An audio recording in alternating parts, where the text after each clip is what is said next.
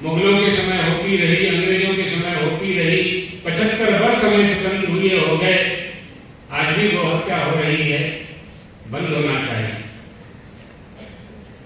गौ माता एक ऐसी माता है, तीर्थक कामेश यत् पुण्यम विप्र भोजने सर्वव्रतोपवासेषु सर्वश्रेष्ठ तपस्वी च। तीर्थों की यात्रा करने से जिस पुण्य की प्राप्ति होती है, ब्राह्मणों को भोजन कराने से जिस पुण्य की प्राप्ति होती है, गो कन्या दान करने से जिस पुण्य की प्राप्ति होती है, यज्ञ करने से जिस पुण्य की प्राप्ति होती है, विवाह पर्यटने यत्तु पृथ्वी की परिक्रमा करने से जिस पुण्य की प्राप्ति होती है, गोभ्यो दत्त्वा प्रणामी च, वो माता को इतना घास दे देने से इन सारे सत्कर्मों का फल प्राप्त हो जाता है। ये गो माता का फल। संसार में आपको अलग अलग देवताओं की पूजा करनी हो तो अलग अलग मंदिरों में जाना होगा, तीर्थों में जाना होगा। लेकिन यदि कोई गो पूजक है, गो माता की पूजा कर लेता है, गाय की पूजा कर लेता है, गो पुच्छ मात्र तन स्पर्शो गो स्पर्श धृतपूर्तिवत, गौ माता की पूजा कर लेता है तो सारे देवताओं की पूजा का फल प्राप्त हो जाता है, क्योंकि गो माता में समस्त देवता निवास करते हैं। शास्त्र वचन है, शास्त्र वचन है। तो शास्त्रों की आज्ञा का पालन करना हिंदुओं का धर्म है, यही तो धर्म है। आप देखिए, एक माताएं गोग्रास निकालती है, ये लोग जानते होंगे, प्राय जानते ही होंगे, मारवाड़ी लोग तो जानते ही हैं, अग्रवाल मारवाड़ी सब जानते हैं। गोग्रास निकालते हैं, एक रोटी में थोड़ा सा चावल थोड़ा सा दाल रख करके गाय के दरवाजे के बाहर दे देते। एक रोटी से गाय का पेट नहीं भरता है, गाय को तो एक मन चाहिए। लेकिन एक रोटी मात्र से हमें धर्म की प्राप्ति होती है, हमें तृप्ति होती है। हमने गोग्रास निकाला, हमने धर्म का पालन किया। कितना सूक्ष्म है सनातन धर्म, हिंदू धर्म। स्वल्पमप्यस्य धर्मस्य त्रायते महतो भयात्। छोटा सा भी धर्म का पालन संसार सागर से पार करने के लिए पर्याप्त होता है। इसलिए गौ माता का पालन करना चाहिए, गाय का पालन करना चाहिए। बड़े बड़े लोग हैं, पैसे वाले हैं, गाड़ियां पर गाड़ियां खरीदते हैं, अच्छी बात है, खूब खरीदो, खूब आगे बढ़ो, एक गाय भी रखो। बड़े बड़े फार्म हाउस बना लेते हैं, गाय नहीं रखते हैं। गौ माता का पालन करना चाहिए। प्रतिगौरक्ष वाणिज्यम वैश्य कर्म शुभारजम, ये समाज का काम है। जहां गौशाला, जहां गाय नहीं रख सकते, साधन नहीं है, आप फ्लैट में रहने लगे हो, पैसा तो है, तो जहां गौशालाएं चलती हैं वहां जाके उनकी सहायता करो। खली चुनी तो दे सकते हो, घास का खटारा भर करके दे सकते हो, ट्रक दे सकते हो, सूखा घास, गीला घास, भूसा, इतने से ही धर्म का पालन हो जाया करता है। इसलिए गो माता गावो दीना का तिगत्यवाय, जिस नगर में, जिस देश में, जिस गांव में, जिस घर में गाय दुखी होती है, वहां संकट आता है, वहां अनिष्ट होता है, वहां राजा पर संकट आता है, वहां की प्रजा पर संकट आता है। इसलिए गौ हत्या बंद होना चाहिए। हमारे गुरु भाई हैं ज्योतिष पीठाधीश्वर जगत गुरु शंकराचार्य जी महाराज अभी वृंदावन में गोवर्धन की परिक्रमा करके यात्रा लेकर के निकले हुए हैं। एक सप्ताह तक और उनकी यात्रा चलेगी। गो माता राष्ट्र माता घोषित की जाए, इसके लिए उन्होंने अभियान प्रारंभ किया है। तो हम सब समवेत होकर के जब निष्ठा तैयार कर लेंगे, श्रद्धा बन जाएगी, तो निश्चित रूप से कभी न कभी शासन की नींद खुलेगी और हमारे देश से गो हत्या बंद होगी। यूँ कई राज्यों में गो हत्या बंद है, ये हमें मालूम है। कुछ राज्यों में, लगभग आधे राज्यों में गो हत्या बंद है, लेकिन जब पूरे देश में बंद होगी तो उसका हमें पूरा फल प्राप्त होगा। गौ माता हमारे लिए पूजनीय है, इसलिए बंद होना चाहिए। और अगर उपयोगिता की दृष्टि से कोई पालन करते हैं तो उन्हें भी कोई नुकसान नहीं होता है, दूध मिलता है। दही मिलता है, घी मिलता है, मक्खन मिलता है, गोमूत्र से दवा बनती है, गोबर से धरती की उर्वरा खाद बनती है, उर्वरा शक्ति बढ़ती है। कहीं कोई घाटा नहीं होने वाला है, नहीं होने वाला है। धर्म के रूप से भी सिद्ध है, व्यापार की दृष्टि से भी सिद्ध है।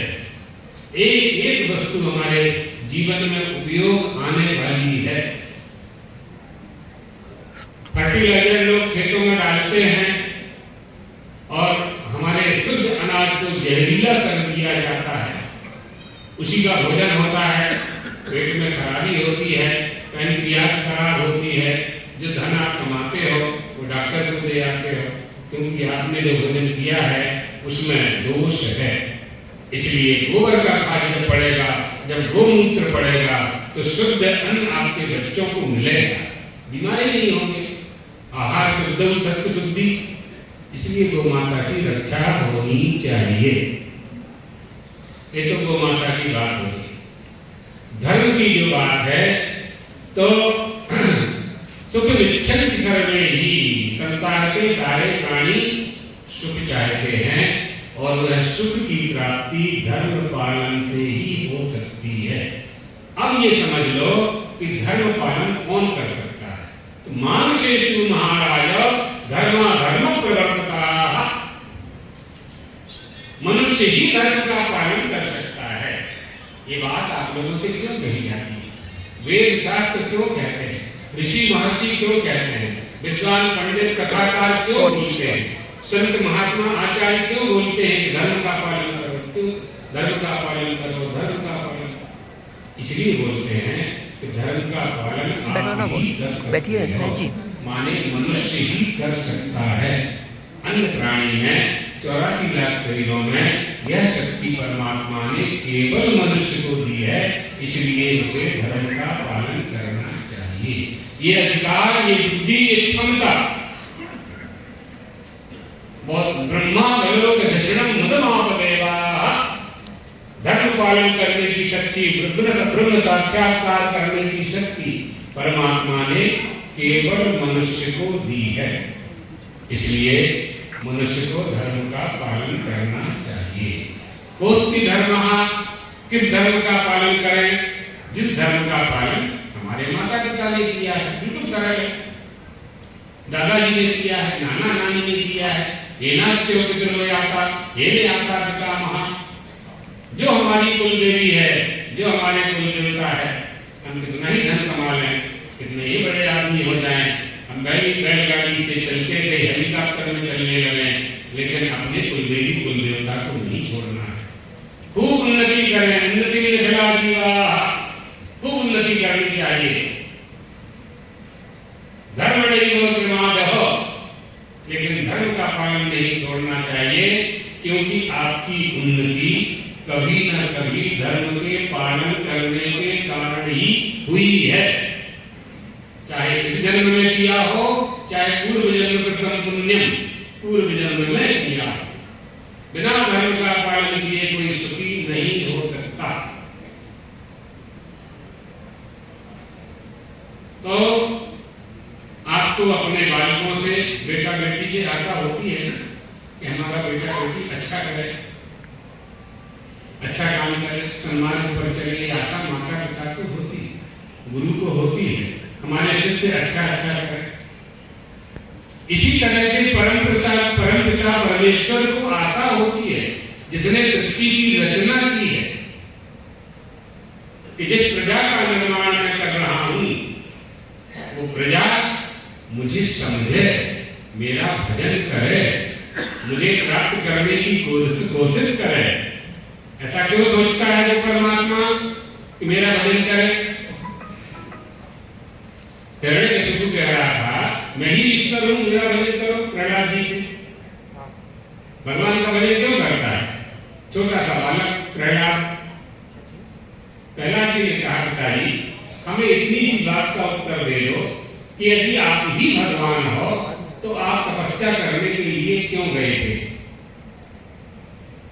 किससे शक्ति प्राप्त करने के लिए आप तपस्या प्राप्त करने गए, तपस्या करने गए, और वहां से आपने वरदान पाए, मंत्र विंध्याचल की पहाड़ी में बैठ करके आपने तपस्या की, वहां आपने वरदान मांगा, न मजनू में मरूं, न रात में मरूं, न ऊपर मरूं, न नीचे मरूं, न शस्त्र से मरूं, न अस्त्र से मरूं। ये आपने मांगा। किससे मांगा? जिससे मांगा वो आपसे बड़ा होगा। मैं सीधे उसी का भजन करता हूं, सीधे उसी का भजन। तो जैसे माता पिता को अपनी संतान से आशा होती है, इसी तरह से परम पिता को मनुष्यों से 84 लाख शरीरों में मनुष्य के शरीर से आशा होती है। जय राम जय जय राम, श्री राम जय राम जय जय राम, श्री राम जय राम जय जय राम, श्री राम जय राम जय जय राम। द्वारकाधीश भगवान की जय हो, जगन्नाथ भगवान की जय हो, सदगुरुदेव भगवान की हर हर महादेव। मंच पर विराजमान हमारे गुरु भाई ब्रह्मचारी सुबोधानंद जी महाराज, कार्यक्रम के आयोजक हरियाणा नागरिक सेवा संघ समिति के अध्यक्ष नरेश भाई अग्रवाल और निमंत्रण देने वाले सिंगल परिवार, देवियों, सज्जनों,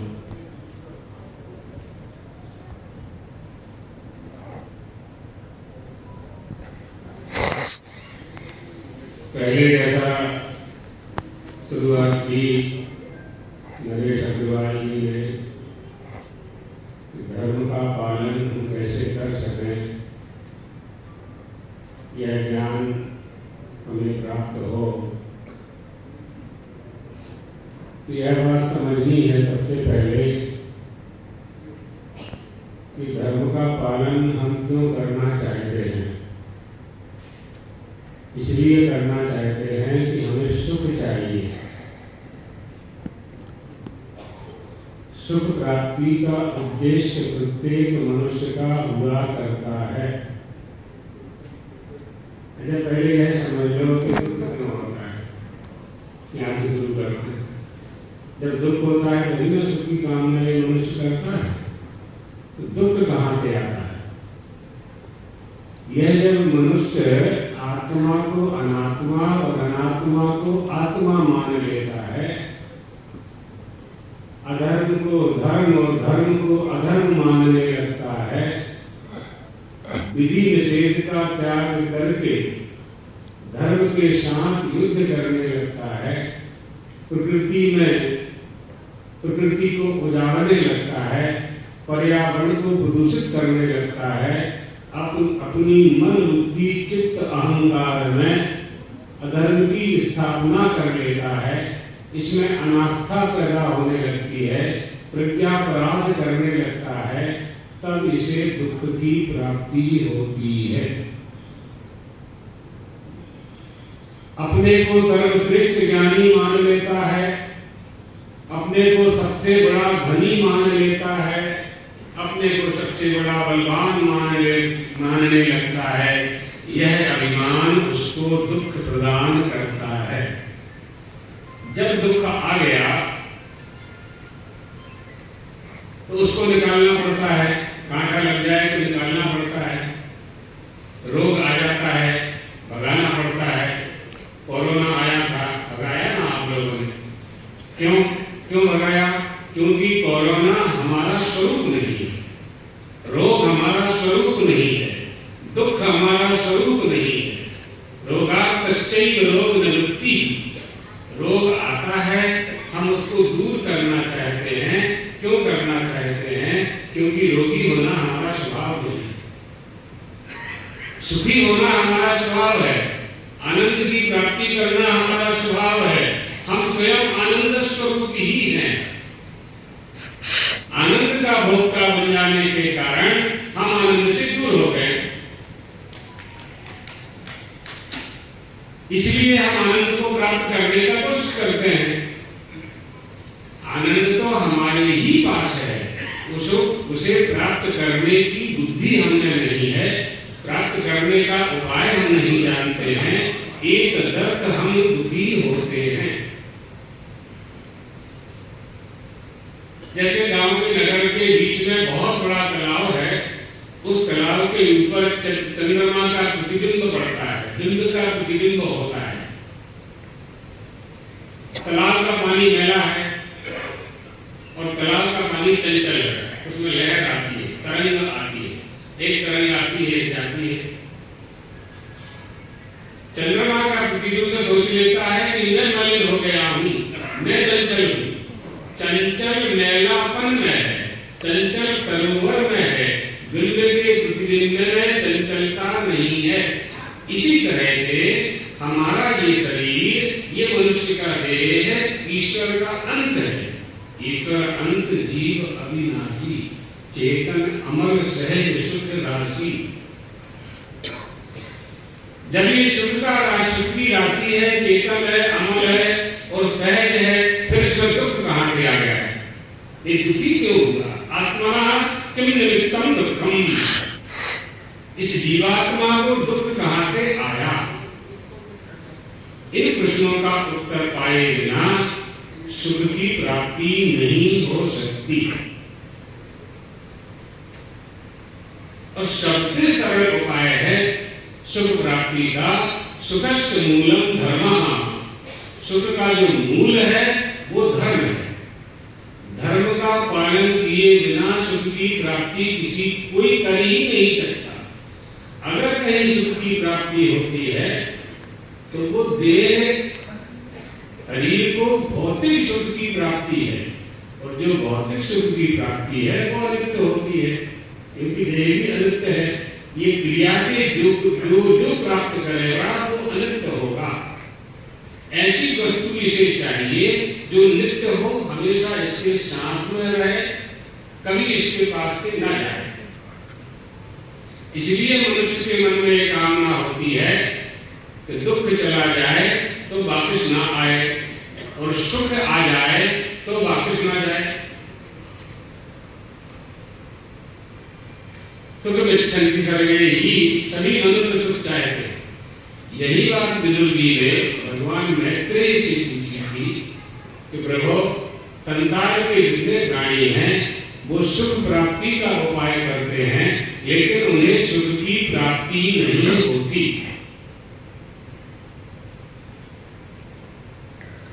सुखाय कर्माणि करोति लोके न तै सुखम वा न दुःखम वा। यह मनुष्य जितना सुख प्राप्ति का उपाय करता है उतना ही दुख को प्राप्त होता है।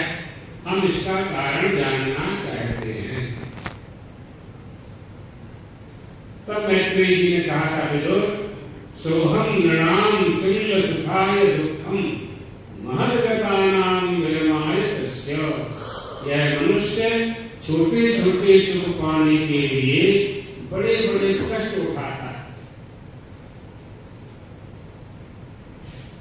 धन की प्राप्ति धन से सुख मिलता है, धन की प्राप्ति के लिए कितना कष्ट उठाता है। मजदूर मजदूरी करता है, किसान किसानी करता है, व्यापारी व्यापार करता है, नौकर नौकरी करता है। क्यों करता है? क्यों करता है? ये पांचों काम क्यों करते हैं? इसलिए करते हैं कि काम करेंगे तो धन की प्राप्ति होगी और धन से हमको सुख मिलेगा। यही एक प्रयोजन होता है। महद्गतानां विरमाय तस्य। छोटे से काम के लिए, छोटे से सुख के लिए, पहले आटा दाल चावल रोटी पाने के लिए ये बड़े बड़े महान कष्ट उठाता है, करना पड़ता है। बिना किए कुछ मिलने वाला नहीं है, करना ही चाहिए। लेकिन वास्तव में एक सुख ऐसा है जो बिना प्रयास से प्राप्त होता है, जो बिना क्रिया के प्राप्त होता है, उसको अलौकिक सुख कहते हैं। एक लौकिक सुख है, दूसरा अलौकिक। लौकिक सुख क्रिया साधन है, साधन से प्राप्त होगा, साध्य से प्राप्त होगा, करने से प्राप्त होगा। अलौकिक सुख है, बिना क्रिया के प्राप्त होता है। वो कैसे होगा? संसार की कोई भी वस्तु आप चाहेंगे बाजार से ले आएंगे, पैसा खर्च करेंगे, कोई भी वस्तु प्राप्त कर लेंगे। बाजार में सब कुछ मिलता है, लेकिन किसी दुकान में जाकर के आप कहें कि 10,000 रुपया ले लो और 1 किलो सुख दे दो, दे सकता है क्या? वो व्यापारी दे सकता है क्या? नहीं दे सकता है। क्यों? वो खुद ही दुखी है, खुद ही दुखी है। वो तो व्यापार करके धन कमा रहा है, सुख नहीं कमा रहा है। सुख कैसे मिलेगा? सुख की प्राप्ति कैसी हो, कैसे हो?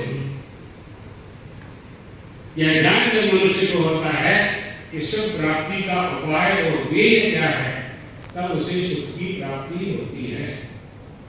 एक बालक अपनी मां की सेवा करता था, शाम को प्रतिदिन चरण सेवा किया करता था, पैर दबाता था माता पिता के।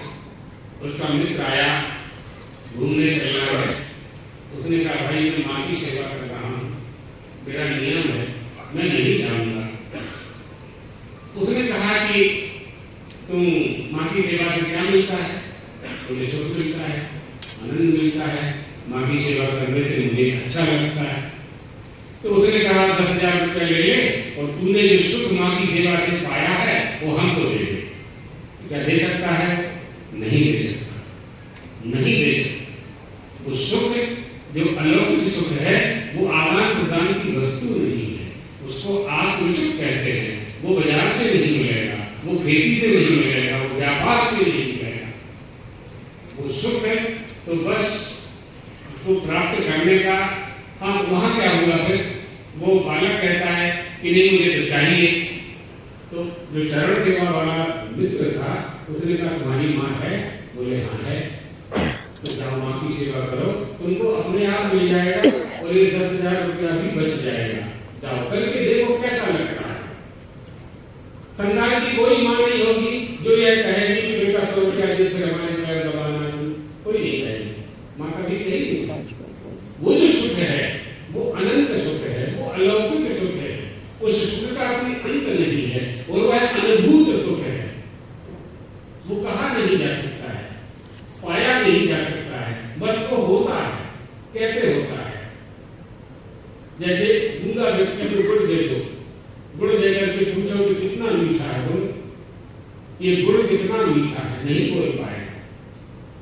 अच्छा, गूंगा की बात छोड़ो, ऐसे किसी बच्चे को आप मिश्री दे दो, मिश्री देकर के पूछो तो बोलो मिश्री कितनी मीठी है, मिश्री में कितनी मिठास है, वो कहेगा बहुत मीठा है, बहुत मीठा है। उसकी सीमा नहीं बता सकता, क्वांटिटी सीमा नहीं बता सकता कि कितनी मीठी है, लिमिट नहीं बता सकता मिठास का। परेशान हो जाएगा, अंदर जाएगा, डब्बे में से मिश्री लाएगा और पिताजी से कहेगा पिताजी खाकर देख लो कितनी मीठी है। नहीं बता पाएगा कि कितनी मीठी है। माधुर्यादि स्वभावानां अन्यत्र गुणार्पणां स्वस्मिस्तदर्पणापेक्ष नून चास्त्रिन्नदर्पकम्। मधुरता का कोई अर्पक नहीं है। आप लोग बूंदी के लड्डू बनाते हैं, बूंदी के लड्डू में मीठापन होता है। बूंदी कैसे बनती है प्राय सब जानते हैं, माताएं जानती ही है। बेसन चने का आटा होता है, चने के आटे को दिया तेल में तल करके बूंदी बनाई जाती है। बूंदी नाम की कोई चीज नहीं है, ये पहले समझ लीजिए। बूंदी नाम की कोई वस्तु नहीं है। चने के बेसन को पानी में घोल करके कढ़ाई में तल करके जो चने के बराबर दाने बने हैं उनको हलवाई ने बूंदी कह दिया है, चाशनी में डुबो दिया है। चने का आटा कड़वा होता है, मीठा नहीं होता है, उसमें मिठास डाली गई है। वो मिठास कहाँ से आई है? आप कहेंगे चाशनी से आई है ना, चाशनी से नहीं आई तो उत्तर देंगे शक्कर से आई है, शक्कर से भी नहीं आई, तो गुड़ से आई है, नहीं गुड़ से भी नहीं आई। शक्कर गुड़ कहाँ से आया है? गन्ने के रस से आया है। गन्ने के रस में मिठास कहाँ से आई है? जिस क्यारी में गन्ने का डंडा लगा हुआ है उसी क्यारी में 5 फुट बाद करेले की बेला लगी हुई है। तो करेले की बेला में कड़वाहट, अंगूर की बेला में मिठास, गन्ने के डंडे में रस कहाँ से आया? वो रस बांस के डंडे में क्यों नहीं आया, गन्ने के डंडे में ही क्यों आया? समझेंगे, चिंतन करेंगे, पाएंगे, उत्तर पाएंगे।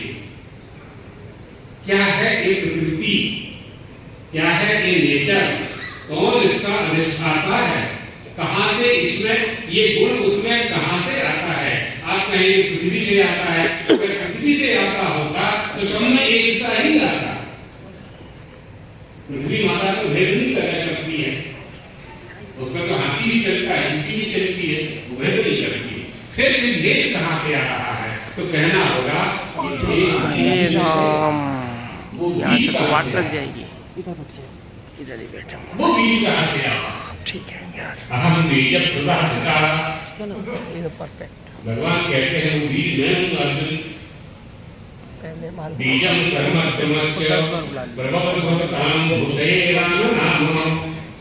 जैसे बीज में से अंकुरोत्पादनी शक्ति बन करके वृक्ष, पत्ते, फूल और फल की प्राप्ति होती है, और उस फल में फिर वही बीज फिर से आता है जो बीज किसान ने 4 महीना पहले खेत में बोया था। बटके वृक्ष में बीज कहां से आता है?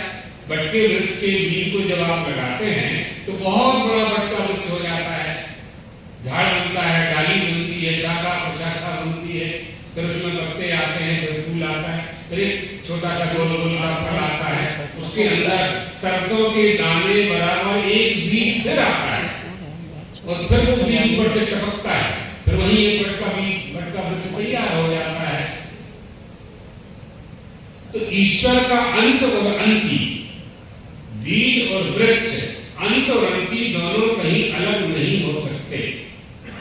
तो सुख और धर्म, धर्म धर्मी में रहता है। जब धर्म धर्मी में रहेगा तो सुख की प्राप्ति किसको होगी? जो धर्म का पालन करेगा उसको सुख की प्राप्ति होगी। धर्म का पालन किए बिना सुख की प्राप्ति नहीं हो सकती। अब यह प्रश्न आएगा आपके सामने कि धर्म किसे कहते हैं? तो धर्म के 3 स्वरूप हैं। आप लोगों ने बहुत समय ले लिया स्वागत में, तो समय तो कम हुआ है, संक्षेप में ही बताना पड़ेगा। तो धर्म के 3 स्वरूप, 3 लक्षण: सामान्य धर्म, विशेष धर्म और आपद धर्म। सामान्य धर्म प्राणी मात्र के लिए होता है। धृति क्षमा तमोस्तेयम शौच इंद्रिय निग्रह धीर विद्या सत्यम क्रोधो दशकम धर्म लक्षणम। ये धर्म के 10 लक्षण प्राणी मात्र के लिए हैं, सभी के लिए। इसमें कुछ नहीं देखना है। कोई सड़क पर गिर गया है तो पहले उसकी पहचान नहीं खोजनी है, उसको उठा करके अस्पताल में भर्ती कराना है, दवा करानी है, पानी पिलाना है, ये हमारा धर्म है। वहां कुछ नहीं देखना है, जाति पाति कौन है, कहां का है। यदि क्षमा कर देना, अपराधी को क्षमा कर देना, दम इंद्रियों का निग्रह करना, है सभी के लिए। सबको अपनी इंद्रियां बस में रखना चाहिए। तितिक्षा, दुख को सहन करना है सभी के लिए। शौच यानी पवित्रता, ये सभी के लिए। यदि क्षमा